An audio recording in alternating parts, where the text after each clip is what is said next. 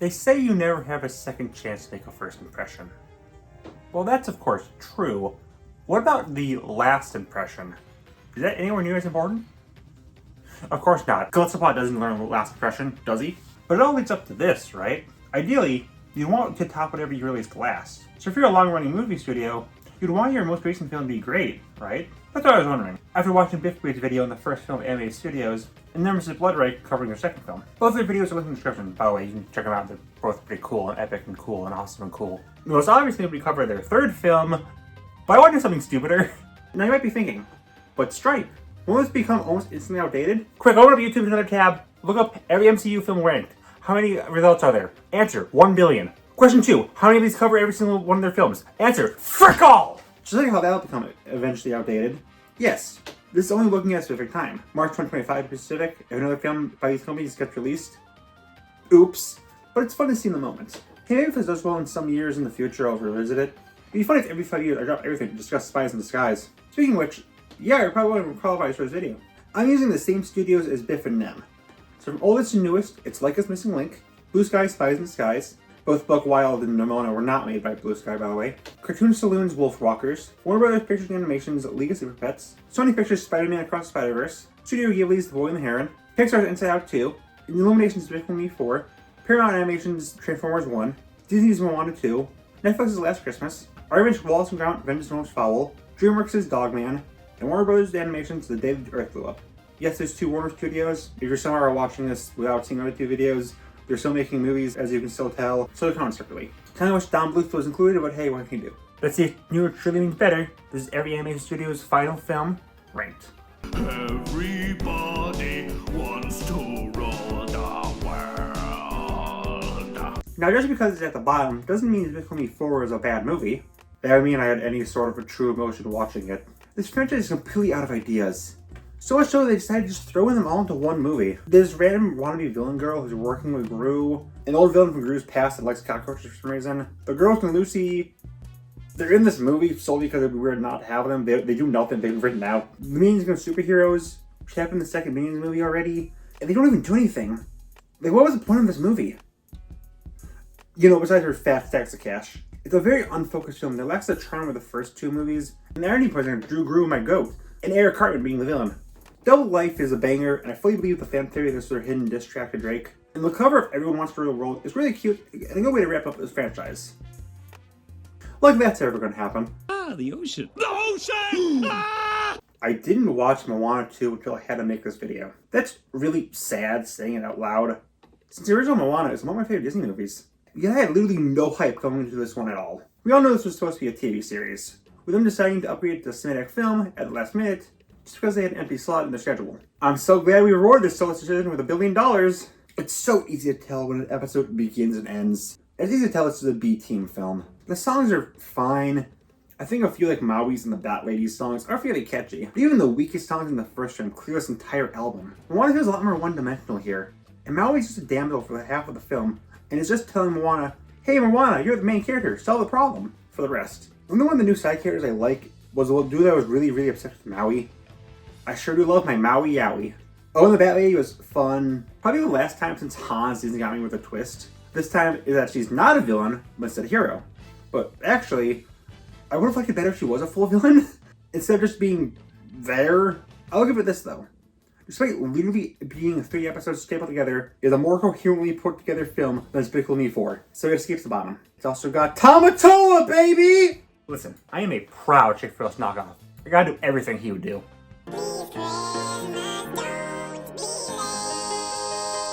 I feel safe in saying most of you haven't even heard of That Christmas. Dropping on Netflix last December, if I never made this video, I'd probably never even know it even existed. Obviously, I was kind of hoping to discuss Ultimate Rising today, but hey, how's this one? It's about a bunch of things happening to various people in a town on one Christmas Eve night, which eventually all come together at the end. It's a cute film, but I've seen so many different Christmas movies, and all of them have the same vibes as this one. It's cute, but like, unless your Christmas movie revolves around murder, death, or Hulk Hogan, that describes most Christmas films. This really has nothing special to it, unlike Netflix's first animated film. The animation is very pretty for a smaller studio. I like how Santa's portrayed here as he really hates giving naughty kids presents and truly believes everyone is nice deep down. I like them stopping to mock Love Actually. that film knows what it's done. Maybe it's because I watched this while it's not the Christmas season, but that Christmas won't be a night I'll particularly remember. But I do think it's a fine enough stop on the list. Here we have The Missing Link. Missing Link is a kind of a baffling film to come from Laika. Less a trademark darkness and more adult lean, leading a pretty nice and safe family film that, while still pretty enjoyable, is nothing standout. The animation is of course great, but isn't any super wowing moments, like the storm from Paranorman, or the troll world from Box Trolls, or really anything in Kubo or Coraline. The best thing about this is that one of the main characters is named Fortnite. I think Link is a fun character, but it's also kind of standard in terms of quirky kids film characters. The villain is a non-issue, but he only appears at the start to set up the film, and at the end to set up a big action scene. Also, his assistant doesn't want to go with him, and they kill him off anyways. That was really, really mean. It's a fun film, but like that Christmas, not one I'll go back to. Welcome back, Dwayne. DC Lego Super Pets is certainly a movie. It's cute. It has a few funny moments. It will never be the same after seeing Keanu Reeves playing a Batman with a build of Crash Bandicoot. Also, like, why does Cyborg look like that? There's kind of a running gag of the turtle swearing. It only happens 3 times, so what's even the point? Pretty standard loner wants to be alone, but then realizes his friends are cool story. But hey, zero powers are fun. I like that Crypto sees these 2 guinea pigs dying, and he just does nothing. Like, one is losing their ice powers, and the other losing their fire powers. And a character has ice breath and laser eyes. So to like, just use them to save them? Idiot! It's a fine movie, but unfortunately, I can't call a movie with Kevin Hart pissing for 30 seconds high art. But hey, at least we got 3 of the Rocks on screen at once. Do you think Christopher Nolan stays in his house in fear of knowing what he's created, and that God will one day punish him for his transgressions? $100 million, he turned me into a pigeon, and I've lived that way ever since. Spies in Disguise seems like just a cute film on the surface, but just like how a pigeon can actually be Will Smith, this film is holding a really depressing secret. Those guys have super high hopes for this film. It's starting to be the next big moneymaker to them, thanks to the combined star power of Will Smith and Tom Holland. Unfortunately, not only did it do pretty poorly at the box office, this was right around when Disney bought Fox, so it wasn't given as much attention as they want. Especially since it's suddenly thrown against 2 of Disney's own films of Frozen 2 and Rise of Skywalker, which obviously got all the attention instead. And then the studio exploded a few years later. But hey, how was the movie? Well, Will Smith says, that's hot, so yeah, this actually works in District 24. But no, I like it. The spy stuff is cool. This is a fun take on the jerk who becomes humbled as he gets turned to a winged rat. I think it's because no anime films are allowed to star non-white humans unless they turn into animals or creatures. The spy tech is all really creative. Tom Holland's character is a fun dork. The one is shockingly intimidating. I like that his main motivation is to avenge his men who Lance took down, but honestly, yeah, I think we've been better without the pigeon stuff. It's not insufferable or anything, but removes a lot of the cooler things from the earlier parts of the film. None of the pigeon jokes are particularly funny. Still, it's a little sad this is Blue Sky's last outing, because it's fairly fun. Even if again we got Buck Wild and Nimona. Buck Wild would be at the bottom of the list, and Nimona would be number 4 if you're curious. But hey, this is definitely up there with that one dating sim in terms of pigeon-based media. I can grab the chicken's gizzard on the wishbone of a pup. Dogman is a pretty cute film. I never read the books. I know some of the same creators kept Underpants, and that in-universe, Harold and George wrote it, and they were very clearly going through some stuff at the time. This is a pretty fun origin story, and Petey in particular gets a lot of good lines. But mostly just kind of standard cute family film. I like the entire army of Mike, the evil living building! As they're going though. That'd be the best film I've seen about performing perfect surgery on a dog. I want the sequel to confirm that Dogman and Petey are gay. We all see it. Trying to be a little less ANXIOUS, but our world is filled with stress. We're ANXIOUS. I was very much against Inside Out 2 existing. I feel the first film works perfectly fine as a standalone movie, and it could easily ruin what makes it so great. I think it actually expands it pretty well in the original, especially when it comes to Riley. In the first, she's honestly feels like more like a plot device, but now, instead of just being a sentient flesh mech, the emotions control, she really feels more like a full human being. I thought you milked all the puns you could make from a world inside my thinking organ, but they managed to make more. Like the sarcasm, the locker of secrets, and the anime boy that was all over the marketing, but got like 3 minutes of screen time. I'm sorry to say that Inside Out fans now have their own Randall's glasses. The new emotions were introduced really well. Could be really awkward since they weren't in the heads of the other characters, but they did pretty well. And besides that, the new emotions are all fun characters, even if I think Envy and Ennui are pretty underused. Also, a lot of this film is just portraying the first, Riley's depression arc, the emotions being rejected. A lot of it was taken from the first. But this has enough originality to make up for it. So yeah, especially able to pull a pretty good film out of something I really didn't want to see. Now don't push your luck. I am excited for Coco 2. You can't approve the strongest character in fiction. This is the end for you, Wolf. Wolf Walkers excels at everything the other Cartoon Saloon films excel in. That being, oh my god, it is so pretty. My god, I'm used to pretty things. I have a mirror, but the style Cartoon Saloon has is just insanely beautiful. Like other films, this focuses on Ira Smith. This time it's about furries. It tries to mix this really simple plot of the other two Saloon films with a bit of a darker take, with a girl becoming a wolf, then Irish Ferrello, who's built like Kingpin, decides to kill all the wolves. I'd say this is my least favorite of the Cartoon Saloon's trilogy. That's just because the other two kind of hit in things I like more. As in seals. But also I feel like the pivot from fun wolf stuff to mass wolf murder is kind of sudden, but it hits hard so I don't really care. One thing I'm not into is that the song has like 2 lines that they repeat ad nauseum. I went to the Go Phineas School of Songwriting. Yeah, great movie. More somber than most here, but it doesn't matter. Because seriously, why is it so pretty? Subject yourself to the wile. That stands for wolf pile. British. Then his most follow reminds us that the British aren't all that bad. Well, nowhere near my favorite thing the inventor and dog has been in. This perfectly expands on what I love about these two sillies. There's not much to say here. It's another Wallace and Gromit movie. You'll know you'll get charming characters, really funny scenes, some of the best stop motion you'll ever see. You also have the gnome make whatever this noise is.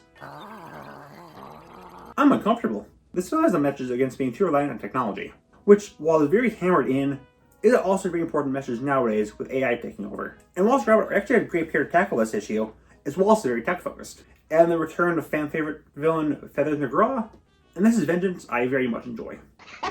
You thought I was gonna say, son of a bitch, didn't you? Well, I was staying on a video to tie into the day the Earth was up for more than less than 7 months.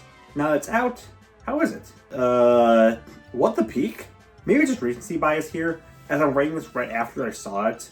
But, dude, it is so freaking good. A perfect love letter to the original old shorts. Nailing the old humor and wackiness. That's what you really needed. But I also think Porky and Daffy's friendship is shown off really well. The animation is really fluid. Daffy twerks. Okay, I wasn't into a few of the more modern references, since the show is based on it's completely timeless, but they're rare and brief. Petunia is a fun straight man, who still gets some good moments. The only time I've seen people discuss this film is debating if she's hot or not. The ones who don't learn from history are doomed to repeat it. The Invader is a fun antagonist with a fun twist, and I like that he's a brand new villain. Actually, yeah. Daffy, Porky, and Petunia are the only returning characters here. Not even a cameo from Bugs Bunny or the rest of the old cast. I like how confident and standalone it is. It's the first Looney Tunes film in a while that just wants to be entertaining and not jamming references or have the characters be shown as outdated or LeBron James. Granted, it only made like $4 at the box office, and I get it. The cast is all just voice actors with no big names. Most people probably wouldn't be into a Looney Tunes film without Bugs, and there's literally no advertising for it.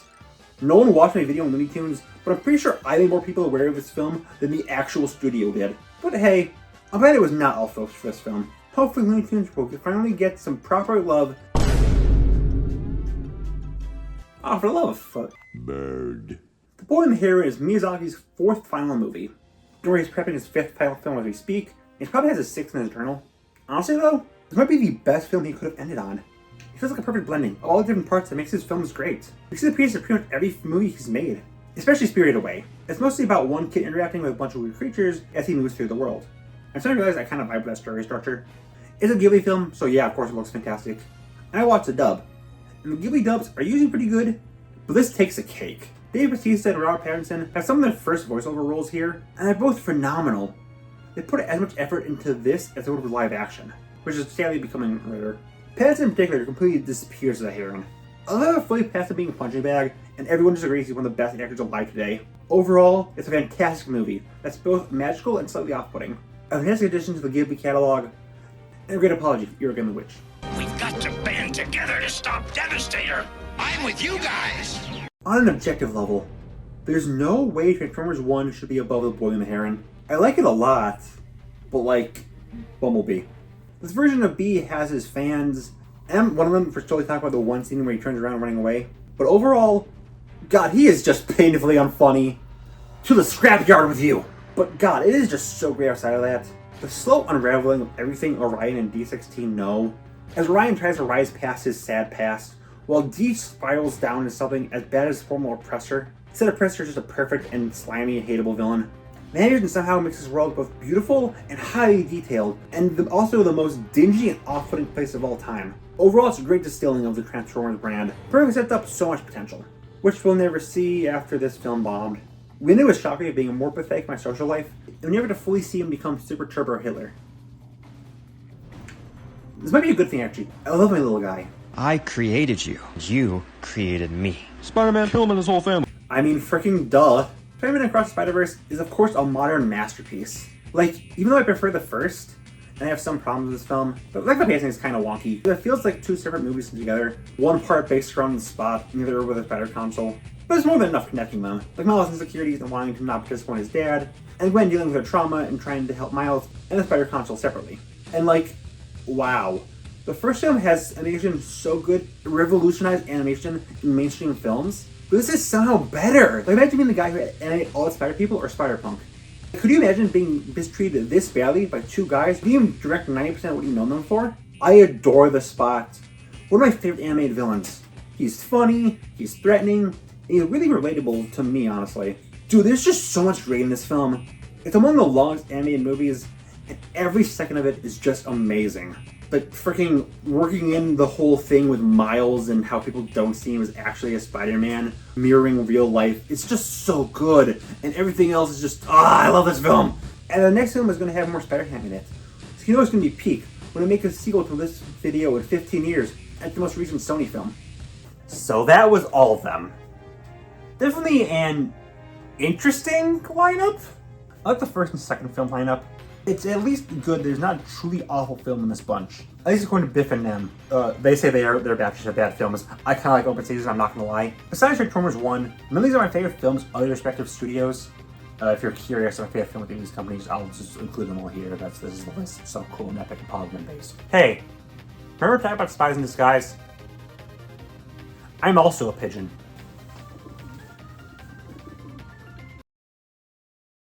How about I blast you back to Iowa? Oh, she touched me in my eye!